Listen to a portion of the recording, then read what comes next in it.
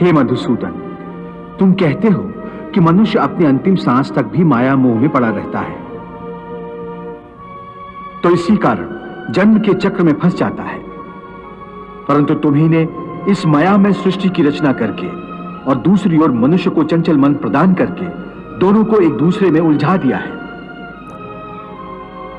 पग पग पर मनुष्य के बहकने के लिए अनगिनत आकर्षण पैदा किए हैं। मनुष्य इसके जाल में उलझा रहता है।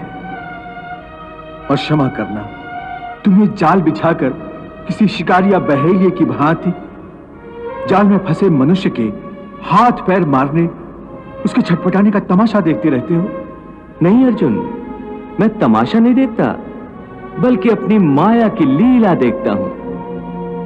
फिर भी केवल निहारते ही रहते हो ना, सहायता तो नहीं करते कि बेचारा प्राणी इधर उधर भटक रहा है, रास्ता भूल पड़ा है।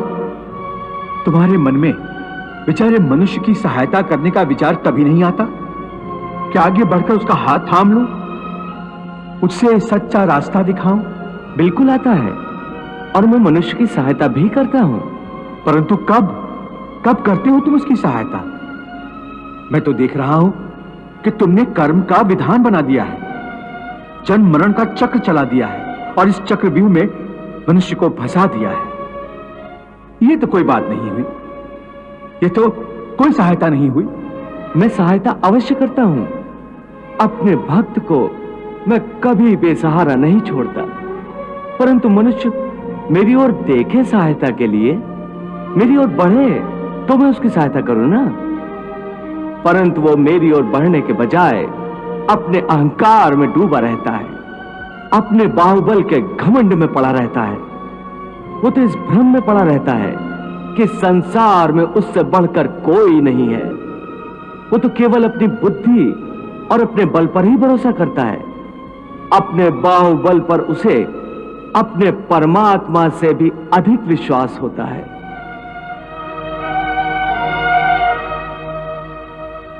अपने रास्ते से भटके हुए मनुष्य की सहायता के लिए आखिर तुम उससे क्या चाहते हो? क्या तुम्हें सोने चांदी के चढ़ावे चाहिए? क्या तुम अपने भक्तों से स्वादिष्ट और पंच पकवान चाहते हो? मैं मनुष्य से एक श्रद्धा के अतिरिक्त कुछ नहीं चाहता, कुछ नहीं मांगता। वो मेरे प्रति बड़े बड़े चढ़ावे न चढ़ाए। सोना, चांदी, घी, चंदन और पकवान के चढ़ावे मुझे नहीं चाहिए। श्रद्धा और भक्ति भाव से एक फल, एक फूल, फूल की एक पत्ती, जल का एक कतरा या चावल का आधा दाना ही सही, मैं उसको भी भक्त की श्रद्धा से कहीं अधिक श्रद्धा से स्वीकार कर लेता हूं।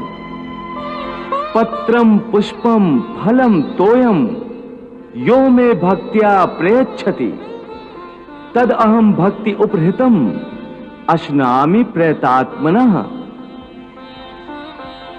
अरे इतना भी ना हो सके तो श्रद्धा या भक्ति का एक आंसू ही सही, मैं उसे भी कबूल कर लेता हूं।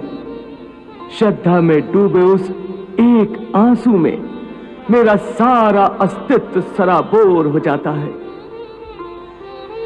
भक्ति अथवा पश्चाताप का ये आंसू चाहे लाखों पाप करने के बाद अंतिम क्षण में क्यों न बहाया गया हो, मैं उस अनुपम भेंट को भी स्वीकार कर लेता हूं और मनुष्य के सारे पापों को उस आंसू से धोकर उसे नवजात शिशु की तरह निष्पाप कर देता हूं, उसका कल्याण करता हूं, उसे मुक्ति देता हूं।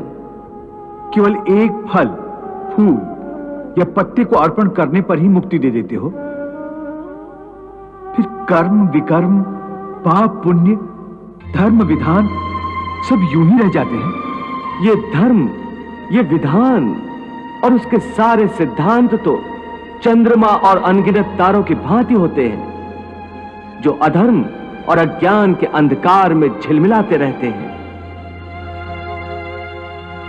परंतु जब भक्ति का सूर्य उदय होता है तो ये सब के सब छुप जाते हैं